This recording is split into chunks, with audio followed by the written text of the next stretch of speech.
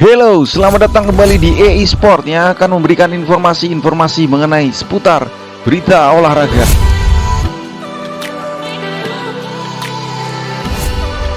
Timnas Indonesia semakin dekat menuju tangga juara Piala AFF 2020.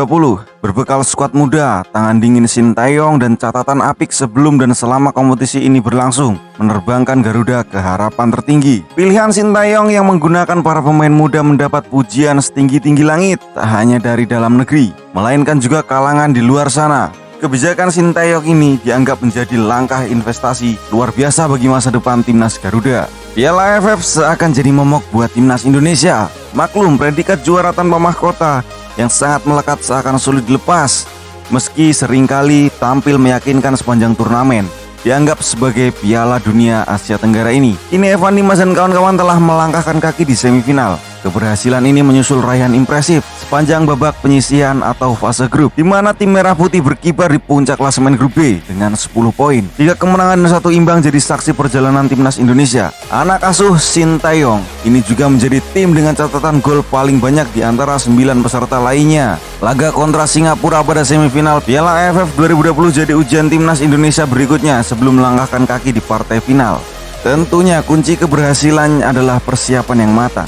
Persiapan timnas Indonesia menuju ajang Piala AFF 2020 terbilang cukup matang. Sejumlah laga baik persahabatan maupun event internasional dilakoni, termasuk kualifikasi Piala Dunia 2022. Memang betul bahwa timnas Indonesia tercecer selama ajang tersebut, tapi itu merupakan batu loncatan pertama untuk Sintayong. Perlahan namun pasti, fondasi tim mulai terlihat pada berbagai laga berikutnya. Pemusatan latihan yang instan digeber juga membuat timnas Indonesia makin padu dan matang. Seleksi pemain pun dilakukan secara berkala dan penuh pertimbangan. Tengok saja bagaimana pemain-pemain sekaliber Stefano Lillipali, Ilyas Sojevic hingga Mark Lockhart dilirik oleh Sintayong pada Piala AFF 2020. Alih-alih pelatih asal Korea Selatan itu lebih terkesan dengan darah muda Indonesia.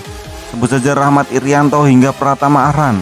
Pelatih Malaysia pun sepakat bahwa timnas Indonesia memang benar-benar melakukan persiapan yang jauh lebih matang. Hasilnya bisa dilihat di mana Nadeo Argawinata CS tak terkalahkan selama fase grup. Vietnam dan Indonesia memiliki persiapan yang bagus, sementara kami tidak, kata Tan Cheng Hui. Usai timnya dibantai oleh timnas Indonesia, Filipina kalah.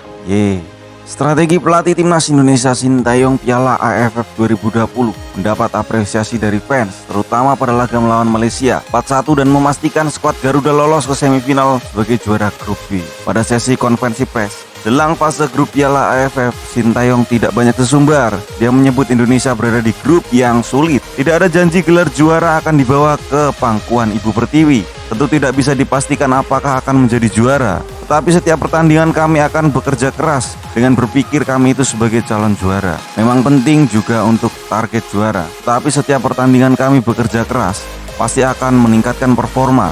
Jadi mungkin bisa mendapatkan juara juga, kata Sintayong. Sebaliknya, ia fokus membenahi apa yang kurang dalam permainannya. Sintayong memiliki banyak variasi taktik yang terbukti membuahkan hasil. Tiap pertandingan selama fase grup, timnas Indonesia menggunakan pakem berbeda, mulai dari 4-1-4-1, 4-4-1-1 hingga 4-4-2. Bahkan Sintayong tanpa ragu memainkan bola teknik back jika memang dirasa kekuatan lawan lebih baik. Jika bisa dikatakan para pemain sanggup melakukan apapun keinginan Sintayong, ini jadi nilai plus buat Elkan Bagot dan rekan-rekannya.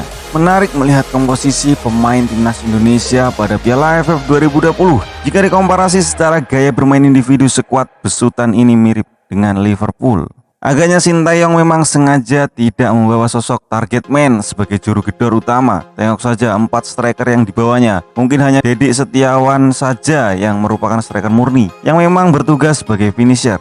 Ada 18 gol timnas Indonesia dalam 10 partai sebelum Piala AFF 2020. 16 diantaranya berasal dari lini kedua. Evan Dimas memimpin dengan 4 gol, disusul Witan Sulaiman dan Ricky Kambuaya yang kompak mendulang 3 gol. Mundur ke sisi pertahanan, Sintayong memiliki banyak sekali pilihan. Bek tengah cukup melimpah, mulai dari Elkan Bagot, Victor Igbonevo, Alveandra Dewangga hingga Rizky Dwi. Jangan lupakan juga Fahrudin Arianto dan Ryuji Utomo yang bisa jadi alternatif. Apalagi Rahmat Irianto mampu berperan sebagai bek tengah. Sektor tengah tak terkalahkan. Komplit, Sintayong juga mendapatkan Dewangga, sebagai jangkar guna menambah kuat area gelanggang, membuat Evan Dimas dan Ricky Kambuaya leluasa membangun permainan.